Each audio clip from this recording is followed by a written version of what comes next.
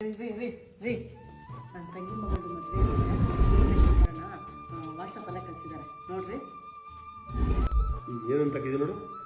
ಮದುವೆ ಕೆಲಸಗಳು ಜಾಸ್ತಿ ಇರೋದ್ರಿಂದ ವಾಟ್ಸಪ್ಪಲ್ಲಿ ಪತ್ರಿಕೆ ಕೊಟ್ಟಿದ್ದೀವಿ, ಎಲ್ಲರೂ ಕುಟುಂಬ ಸಮೇತರಾಗಿ ಬರಬೇಕು ಅಂತ ಕೊಟ್ಟಿದ್ದಾರೆ.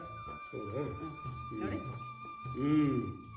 ನಾವು ಅವ್ರಿಗೆ ಪತ್ರಿಕೆ ಬಂದಿದೆ ಅಂತ ಒಂದು ಮೆಸೇಜ್ ಹಾಕ್ಬೇಕಲ್ಲ, ವಾಯ್ಸ್ ಮೆಸೇಜಲ್ಲಿ ಹೇಳ್ಬಿಡ್ತೀನಿ. ಆಯ್ತು. ಹಾ, ನಿಮ್ಮ ಮಗಳ ಮದುವೆಯ ಲಗ್ನ ಪತ್ರಿಕೆ ವಾಟ್ಸಾಪ್ ಮುಖಾಂತರ ನಮಗೆ ತಲುಪಿದೆ, ಧನ್ಯವಾದಗಳು.